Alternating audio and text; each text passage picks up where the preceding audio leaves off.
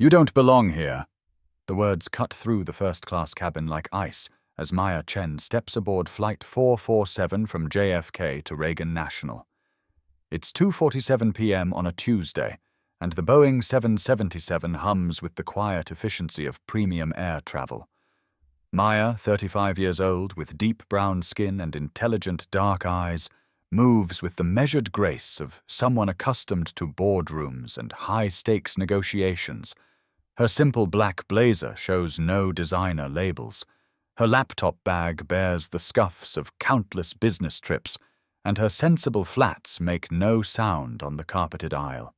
She finds her seat, 2A, window side, and settles in with the practiced ease of a frequent flyer. The leather seat embraces her slight frame as she places her worn laptop bag in the overhead compartment. Around her, the first-class cabin buzzes with the typical pre-flight energy. Business travelers checking phones, an elderly couple sharing a crossword puzzle, the soft clink of ice in premium glassware. Flight attendant Sarah Mitchell, 28 years old with perfectly styled blonde hair and a smile that doesn't reach her eyes, approaches Maya's row. Her movement is deliberate, predatory almost, as she stops directly beside seat 2A. "Excuse me?" Sarah says, her voice carrying across the cabin with deliberate volume. "I think you're in the wrong section." Maya looks up from her phone, where a text message has just appeared. 3 simple words glow on the screen. "System access ready." She glances at Sarah with calm, measuring eyes. "No, I don't believe I am." Maya replies softly, her voice carrying the quiet authority of someone who has spent years in rooms where every word matters. The cabin falls into an uncomfortable silence. Other passengers turn to watch the exchange, some with curiosity, others with barely concealed anticipation. Maya checks her watch. 2:48 p.m. She allows herself the smallest of smiles.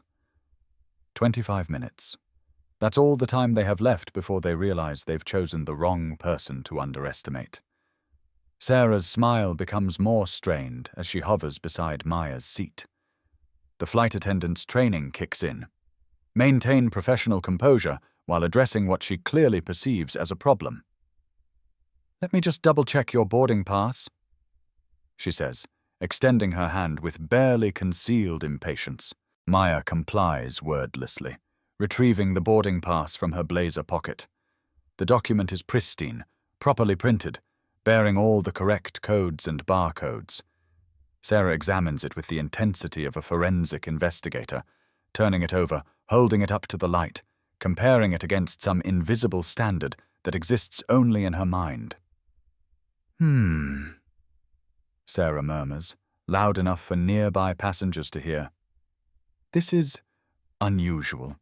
We don't often see—" She trails off, allowing the implication to hang in the air like smoke. Meanwhile, in seat 1A, businessman Richard Hartwell doesn't even glance up from his Wall Street Journal when Sarah approaches. "Good afternoon, Mr. Hartwell," she says warmly. "Can I get you anything before takeoff? Perhaps some champagne?" "That would be lovely, Sarah," Richard replies without looking up, his tone casual and familiar. No boarding pass verification, no unusual scrutiny, just the easy interaction between people who recognize each other as belonging to the same exclusive club. Maya observes this exchange with the practiced eye of someone who has spent her career reading rooms and people. She notes the warmth in Sarah's voice when addressing Richard, the absence of any document checking, the assumption of belonging. Her phone buzzes softly. Another incoming call from a number with a 202 area code. Washington, D.C. She declines the call without hesitation, a gesture that suggests someone confident enough to keep important people waiting. "Ma'am," Sarah returns her attention to Maya. "Can you show me your identification? I need to verify that this ticket actually belongs to you." The request hangs in the air like an accusation. In seat 3B, elderly Patricia Whitmore nudges her husband Harold. Standards really have dropped. she whispers, not quite quietly enough. In our day, people knew their place. Maya reaches into her purse with unhurried movements and produces her driver's license. Sarah scrutinizes it with the same suspicious intensity, comparing the photo to Maya's face as if expecting to uncover some elaborate deception. The name matches, Sarah admits reluctantly. But we've had some issues lately with people using unauthorized tickets. Unauthorized how? Maya asks, her voice maintaining its steady, professional tone. Sarah's cheeks flush slightly. Well, sometimes people acquire tickets through irregular means. We just want to make sure everything is legitimate. Maya's laptop, visible in her open bag, shows the corner of what appears to be a government database interface. Blue and white official colors, though the specific details remain obscured. Her phone screen, when it briefly illuminates with another declined call, shows a contact labeled White House Transportation. I can assure you, Maya says quietly, my ticket was acquired through entirely legitimate means. But Sarah isn't finished. She flags down her colleague, speaking in stage whispers that carry throughout the cabin. Jennifer, can you come here for a moment? We might have a situation. Chief Flight Attendant Mark Stevens emerges from the galley with the purposeful stride of middle management asserting authority. At 45, his silver hair and pressed uniform speak to decades in the airline industry, climbing from economy service to his current position overseeing first-class operations. His face carries the expression of someone who has dealt with difficult passengers before and knows exactly how to handle them. Is there a problem here? Mark asks, his voice carrying the weight of institutional backing. His eyes move from Sarah to Maya with barely concealed irritation, as if Maya's mere presence has disrupted the careful order of his domain. This passenger's ticket seems questionable, Sarah explains, her voice taking on the tone of someone reporting a security threat. I've requested additional verification, but she seems reluctant to cooperate fully.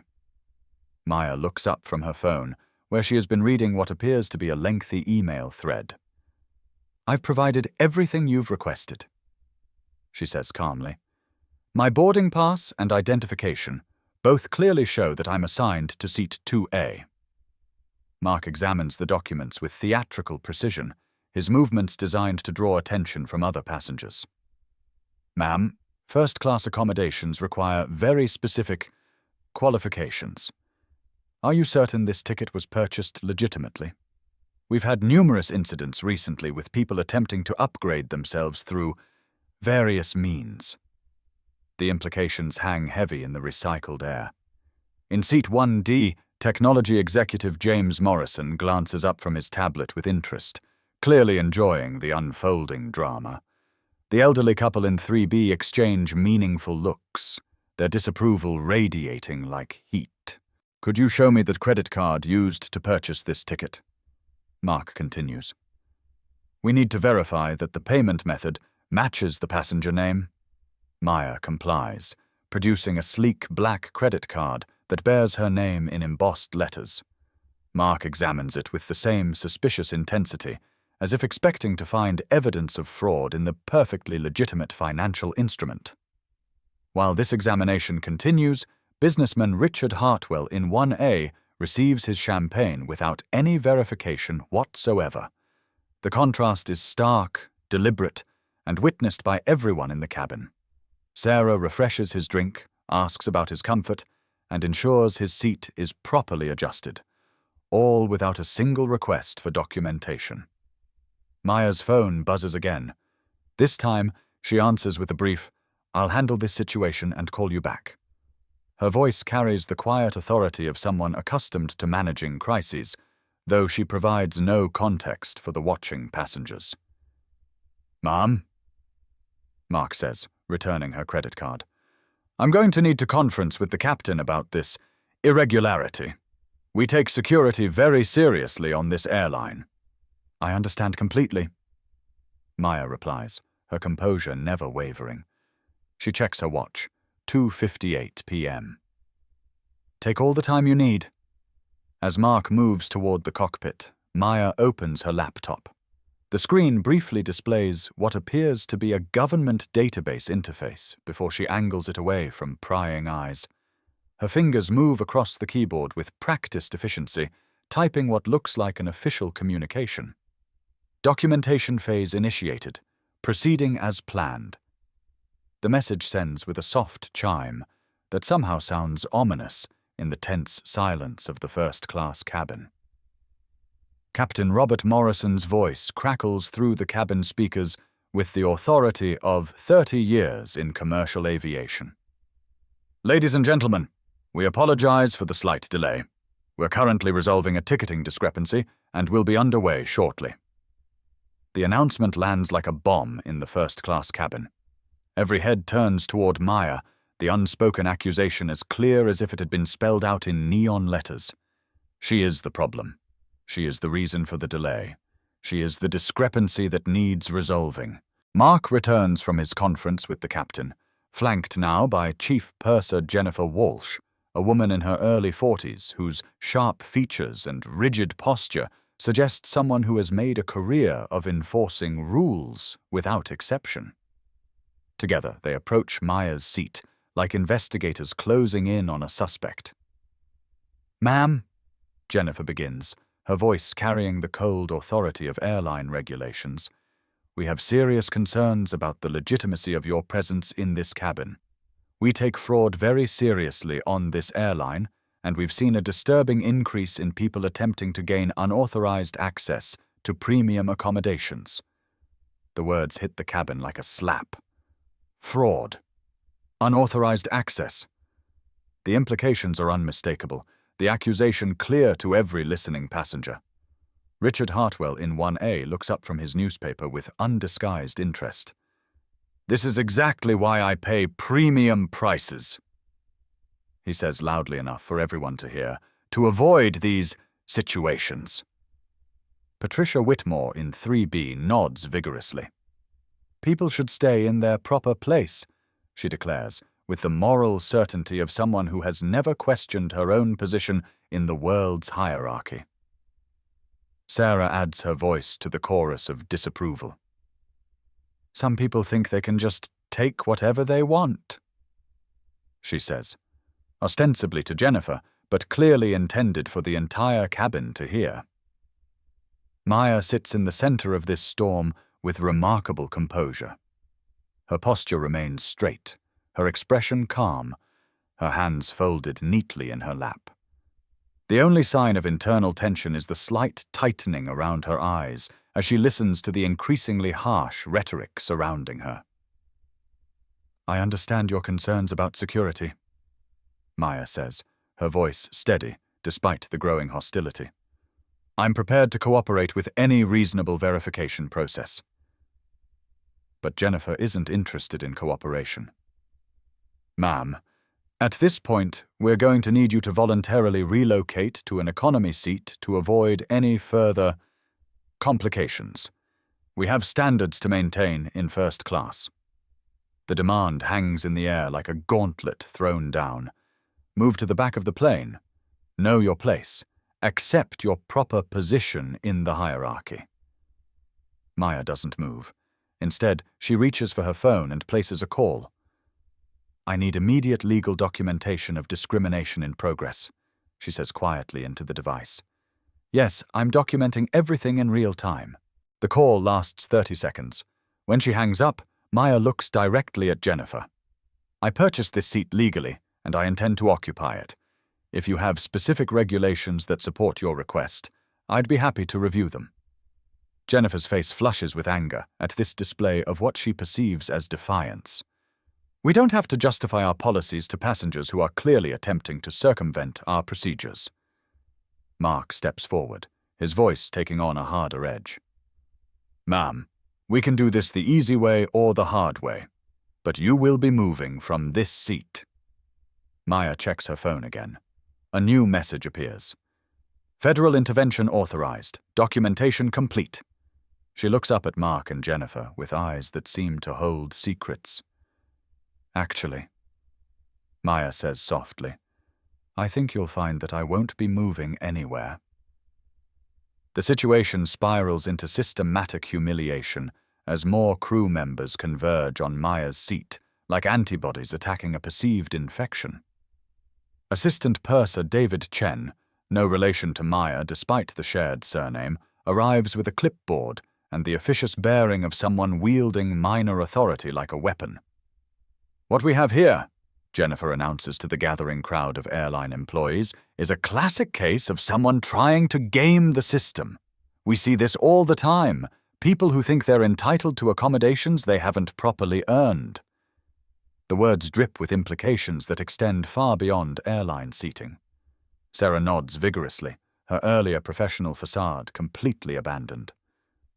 Some people need to learn respect for proper procedures, she adds, her voice carrying the satisfaction of someone finally able to speak her true thoughts. Mark positions himself directly in Maya's line of sight, his bulk intended to intimidate. Ma'am, we've been more than patient with your situation, but our other passengers deserve the premium experience they've paid for. As if summoned by this reference, Richard Hartwell in 1A closes his newspaper with theatrical frustration. I don't pay first-class prices to deal with this kind of disruption, he declares. Can't you people handle this more efficiently? The you people could refer to the airline staff, but his pointed look at Maya suggests otherwise. James Morrison in 1D nods agreement. This is becoming ridiculous. Some of us have important meetings to attend. Patricia Whitmore chimes in from 3B, her voice quivering with righteous indignation. In my day, people knew their place and didn't cause such scenes. This is what happens when standards start slipping. Maya sits in the eye of this social hurricane, maintaining her composure while documenting every word, every gesture, every microaggression. Her phone records continuously, legally capturing evidence of what is rapidly becoming a textbook case of systemic discrimination. Jennifer, emboldened by the passenger support, decides to escalate further. Ma'am, at this point, we're considering this a security issue. People who use fraudulent documentation to access restricted areas represent a serious threat to aviation safety. The accusation of fraud has now been upgraded to a security threat. Maya's presence is no longer just inappropriate. It's dangerous. I think we need to call airport security, Mark suggests, loud enough for the entire cabin to hear. This passenger is being deliberately uncooperative and may represent a risk to other travelers. Maya finally speaks, her voice cutting through the noise with quiet authority. Before you make that call, I suggest you contact your corporate headquarters. Tell them that Congressional Chairwoman Maya Chen is conducting an active federal investigation into systematic discrimination practices. The words land like a bomb in the heated atmosphere. Jennifer laughs, a harsh sound devoid of humor. Oh, honey, people claim to be all sorts of things when they're caught breaking rules. Congressional Chairwoman? Really? Sarah giggles, the sound sharp and mocking. What's next? Are you going to claim you're the president? But Maya isn't finished. She opens her laptop fully, angling the screen so the crew can see the official government interface displayed there. Blue and white official colors frame a database labeled Federal Aviation Administration, Administrative Portal. David, Maya says, addressing the assistant purser directly. I recommend you call your CEO immediately. Tell him that Flight 447 currently has a federal oversight official on board conducting a real-time discrimination audit. Mark scoffs, but there's less certainty in his voice now. Anyone can fake a government website. We deal with scammers all the time. Maya's phone rings. The caller ID, Simbebti, visible to everyone nearby, reads, Department of Transportation, Secretary Office. She answers with professional composure. This is Chairwoman Chen. Yes, I'm documenting everything in real time. Approximately 35 minutes of systematic discrimination by Flight 447 crew members. She pauses, listening. Yes, I need immediate federal intervention authorized. The call lasts 2 minutes. When Maya hangs up, the cabin has fallen into complete silence. Even Richard Hartwell's newspaper remains unread in his suddenly still hands. Jennifer tries to maintain her authority, but uncertainty creeps into her voice. Look, I don't know what kind of game you're playing, but we have procedures to follow. Maya closes her laptop with deliberate precision. Jennifer, in approximately 8 minutes, those procedures are going to become the subject of a congressional investigation that will examine every discrimination complaint filed against this airline in the past 5 years. She checks her watch. 3:22 p.m. Actually, make that 7 minutes. The cabin phone rings with the shrill urgency of an emergency call. Mark answers with the practiced professionalism of airline protocol, expecting routine communication from ground control or the gate. Instead, his face transforms as he listens, color draining from his cheeks like water from a broken dam. Yes, sir. She's here. Mark's voice cracks with growing panic. The passenger in 2A. Yes, sir, I understand. Right away, sir. He hangs up and turns to face Maya with the expression of someone who has just realized they've been playing chess with a grand master while thinking it was checkers. That was our CEO, Mark announces to the stunned cabin. He received a call from the Federal Aviation Administration about an incident on Flight 447 involving Congressional Chairwoman Maya Chen conducting an active federal investigation into systematic discrimination practices. The words hang in the recycled air like an indictment. Jennifer's face goes white as fresh snow. Sarah begins to tremble visibly, her hands shaking as the full implications crash over her like a tsunami. Maya stands with fluid grace, her presence suddenly commanding the entire cabin's attention. She retrieves her credentials from her laptop bag, not a simple driver's license this time, but an official congressional identification card bearing the seal of the United States House of Representatives. My name is Maya Chen, she says, her voice carrying easily throughout the first-class cabin. I serve as chairwoman of the Congressional Committee on Aviation Safety and Civil Rights. For the past 38 minutes, I have been conducting an undercover federal investigation into allegations of systematic discrimination by airline personnel. The revelation hits the cabin like a physical force. Richard Hartwell's newspaper falls from his suddenly nerveless fingers. Patricia Whitmore grabs her husband's arm so tightly he winces. James Morrison's tablet slips from his lap, clattering to the floor unnoticed. Maya continues with the calm authority of someone who has spent years addressing Congress and federal agencies. Every interaction, every comment, every discriminatory action has been documented and transmitted in real time to the Department of Transportation's Civil Rights Division. Jennifer finally finds her voice, though it emerges as little more than a whisper. We didn't know. We were just following standard procedures. Standard procedures, Maya repeats, allowing the words to hang in the air. Let me share some statistics from those standard procedures. In the past 6 months, this airline has received 47 formal discrimination complaints. 39 of those involved passengers of color being questioned about their right to occupy premium seating they had legitimately purchased. She opens her laptop again, this time turning the screen so everyone can see the official database interface. Row after row of complaint records scroll past, each one representing someone who experienced exactly what Maya has just endured. Sarah, Maya addresses the flight attendant directly.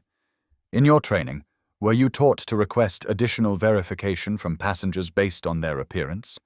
Were you instructed to question the legitimacy of tickets held by people of color?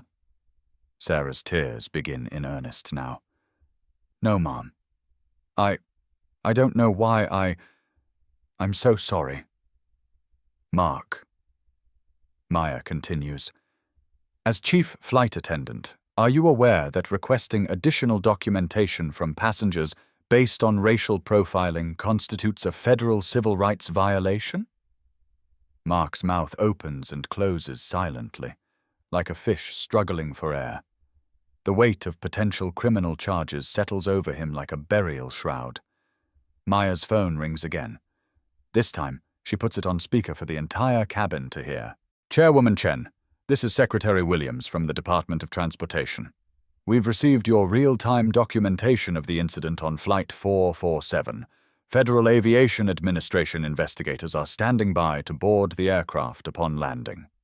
Thank you, Mr. Secretary. Maya replies calmly. I recommend immediate suspension of the involved crew members pending federal investigation. This incident represents systematic institutional discrimination that requires comprehensive review. Patricia Whitmore, who had been so vocal in her disapproval earlier, now sits in mortified silence.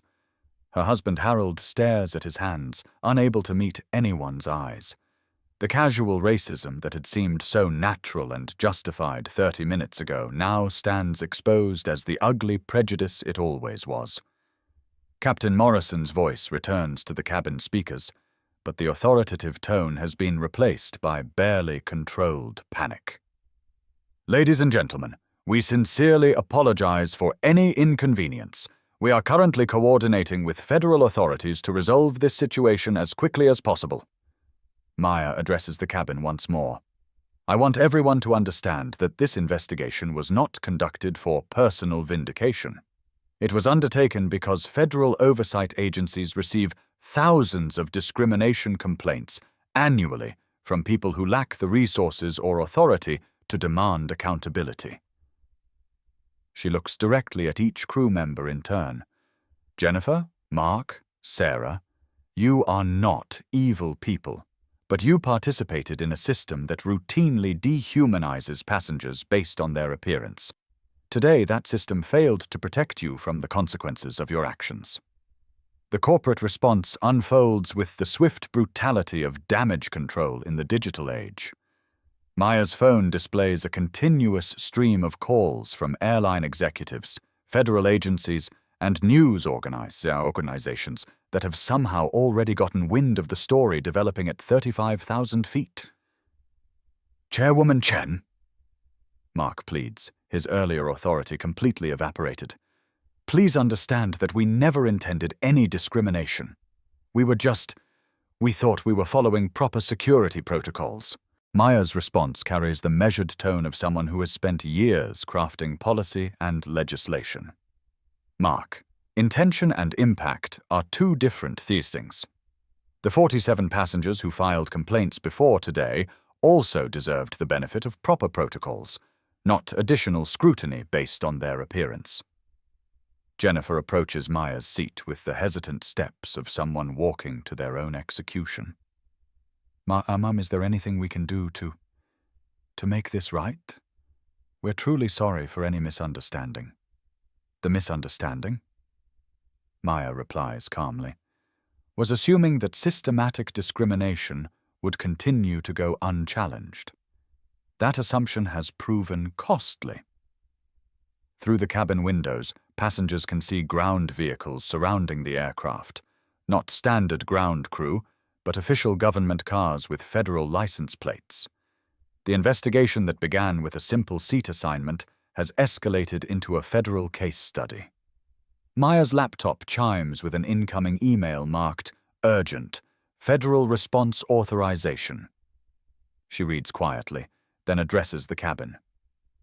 The Department of Transportation has just authorized immediate implementation of enhanced civil rights monitoring for this airline. Federal oversight will be mandatory for all operations for a minimum of 3 years. The financial implications hit like a sledgehammer. Richard Hartwell, whose business acumen immediately grasps the scale of the disaster, calculates the cost in his head. Federal oversight means millions in compliance costs, reduced operational efficiency, and devastating publicity. Stock prices will plummet. Executives will lose their jobs.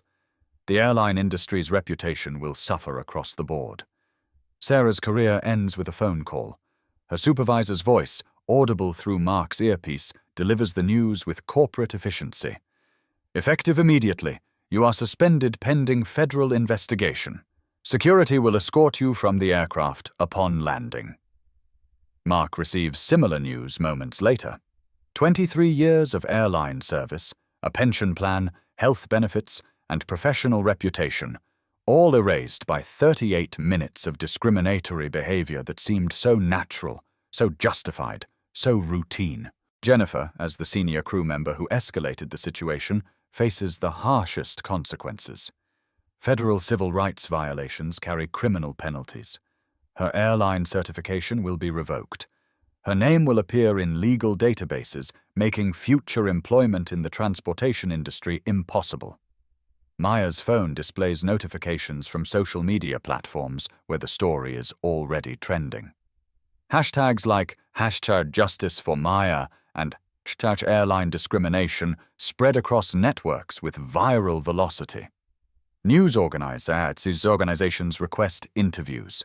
Civil rights groups prepare statements. The incident that began in a single airplane cabin now commands national attention. The systemic changes, Maya announces to the subdued cabin, extend beyond individual consequences. This airline will implement mandatory bias training for all employees, establish anonymous discrimination reporting systems, and contribute $2 million to civil rights organizations specializing in transportation equity. Patricia Whitmore, who had been so certain of the natural order just an hour earlier, now faces her own reckoning. Her comments, recorded by multiple passengers, will be featured in news reports as examples of the casual racism that enables systematic discrimination. Her social media accounts, identified through facial recognition, already show angry responses from people who recognize her from the video footage. The businessman who had complained about these situations finds his own company's stock affected as investors worry about associated publicity. Corporate responsibility has become a financial imperative in the digital age, and association with discrimination carries measurable costs. Maya stands as the aircraft begins its descent toward Reagan National Airport. I want everyone to understand that accountability and justice are not the same as revenge. The goal of this investigation is to ensure that no one else experiences what happened here today. Federal marshals board the aircraft before regular deplaning begins. Their presence transforms the cabin from a commercial space into a crime scene, complete with evidence collection, witness interviews. The mundane routine of air travel has become a federal case study in institutional discrimination. Maya remains seated as federal investigators document the scene around her, her composure a stark contrast to the chaos she has unleashed with nothing more than patience, documentation, and the strategic revelation of her true authority. The transformation is complete, from unwanted passenger to federal authority conducting oversight of an industry that desperately needs it. I need everyone to understand something important, Maya says, addressing the passengers and crew who remain in the cabin. This investigation was never about personal vindication or punishment. It was about documentation and accountability. She opens her laptop one final time, displaying statistics that paint a sobering picture of discrimination in commercial aviation. Every day, passengers of color, women, elderly travelers, and people with disabilities face additional scrutiny, hostile treatment, and systematic exclusion from services they have legitimately purchased. Most of them lack the resources or authority to demand accountability. Jennifer, still in her crew uniform but no longer possessing any authority it once represented, listens with tears streaming down her cheeks. How can we fix this? How can we make sure this never happens again? Maya's response carries the wisdom of someone who has spent decades working within systems to create change from the inside. Jennifer, the first step is acknowledging that discrimination isn't always intentional or malicious. It's often the result of unchallenged assumptions, inadequate training, and institutional cultures that prioritize some passengers over others. She turns to address the broader group. Mark, your 23 years of service included thousands of positive interactions with passengers. But those positive interactions don't erase the harmful impact of discriminatory practices. Growth requires acknowledging when we've caused harm, even unintentionally. Sarah, whose career in aviation has ended before it could truly begin, raises her hand tentatively. "Ma'am, what should I have done differently?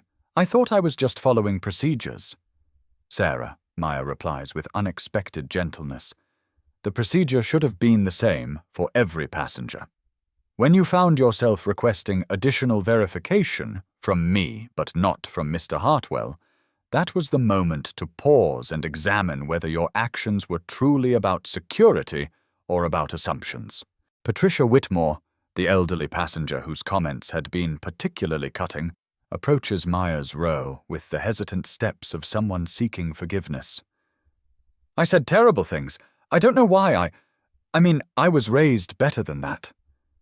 Maya looks at her with eyes that hold both firmness and compassion. "Mrs. Whitmore, we all carry unconscious biases shaped by a lifetime of social conditioning. The question isn't whether we have these biases, it's whether we choose to examine them and work to overcome them." The federal investigators complete their evidence collection, transforming witness statements and recorded conversations into the foundation of what will become landmark civil rights legislation. Maya's documentation, combined with the airline's own security footage, provides irrefutable evidence of systematic discrimination in action. The changes that result from today, Maya continues, will benefit millions of travelers who will never know this incident occurred. Enhanced training programs, bias-free service protocols, and federal oversight will create a more equitable travel experience for everyone. She addresses the cabin one final time. Real change doesn't happen through shame or punishment. It happens when institutions commit to examining their practices, training their employees, and holding themselves accountable to principles of equal treatment and human dignity. Federal marshals escort the suspended crew members from the aircraft, but not as criminals, as individuals whose actions will be examined, whose training will be enhanced, and whose future service will be monitored to ensure compliance with civil rights principles. Maya packs her laptop with the same methodical precision she displayed throughout the ordeal. Her phone continues to ring with interview requests, but she declines them all. The story will be told through official channels, documented evidence, and institutional change rather than personal celebrity. As passengers finally begin deplaning, Maya remains in her seat, allowing others to exit first while she completes her documentation of the incident. Her actions throughout the flight, the careful recording, the strategic patience, the measured revelation of authority, provide a masterclass in effective advocacy and institutional change. "Before you leave," Maya addresses the remaining passengers, "I want you to consider your role as witnesses to discrimination. Each of you had the opportunity to speak up when you saw unfair treatment occurring. Some of you chose to participate in that unfair treatment. Others remained silent. A few expressed discomfort but took no action." Richard Hartwell, the businessman who had been so vocal in his complaints about the situation, approaches Maya's row with obvious discomfort. "Chairwoman Chen, I want to apologize for my comments. I wasn't thinking about how my words might have contributed to the situation." Maya looks at him with the same measuring gaze she had maintained throughout the flight. "Mr. Hartwell, your apology is appreciated, but the real question is what you'll do differently when you witness discrimination in the future. Will you speak up? Will you document what you see? Will you contact authorities when appropriate?" She stands and addresses the cabin for the final time. Every person in this cabin now understands that discrimination has consequences. But more importantly, you understand that standing against discrimination requires courage, documentation, and follow-through. Patricia Whitmore, still visibly shaken by her role in the incident, raises her hand like a student seeking permission to speak. "What can people like me do? How can we be better?" "Mrs. Whitmore," Maya replies, The answer is both simple and challenging. Examine your assumptions about who belongs in which spaces. Question why certain people seem out of place to you. And when you witness unfair treatment, find the courage to speak up, even when it's uncomfortable. Maya retrieves her business card holder and distributes cards to several passengers. If any of you witness discrimination in transportation, airlines, trains, buses, any mode of travel, contact my office. We investigate every complaint, and we have the authority to demand accountability. James Morrison, who had filmed part of the incident on his phone, approaches with his device in hand. Ma'am, I recorded some of what happened. Would this be helpful for your investigation? Mr. Morrison, Maya says with a slight smile, documentation by witnesses is often the most powerful evidence we have. Thank you for thinking to preserve what you observed. She looks around the cabin one final time. Remember this moment. Remember what systematic discrimination looks like when it's challenged. Remember that the person sitting next to you on any flight could be anyone, a CEO, a federal official, a civil rights attorney, or simply someone's beloved family member who deserves basic human dignity. Maya slings her laptop bag over her shoulder and walks toward the aircraft exit. At the threshold, she turns back to deliver her final message. And to anyone working in the service industry who might hear this story, Maya Chen flies regularly. I conduct oversight continuously. I remain committed to ensuring equal treatment for all travelers. The question you should ask yourself is not whether you'll encounter someone with federal authority, but whether you'll treat every passenger with the respect and dignity they deserve, regardless of their appearance or perceived status. She pauses, allowing her words to settle in the minds of everyone listening. Because in a world where everything is connected and everyone has a camera, you never know who's watching, who's recording, or who has the power to transform a single incident into systematic change. Choose kindness. Choose fairness. Choose to be on the right side of history. Maya Chen steps off Flight 447 and into the terminal, where federal investigators, news crews, and civil rights advocates wait to document the next phase of what will become known as the Chen Aviation equity case. Behind her, she leaves a cabin full of people who will never again assume they know who belongs where, or what consequences might follow from treating another human being as less than equal. The flight that began with, "You don't belong here," ends with a fundamental transformation in how an entire industry approaches civil rights, dignity, and the basic principle that in America, everyone belongs wherever they have legitimately earned the right to be. 25 minutes, that's all it took to change everything.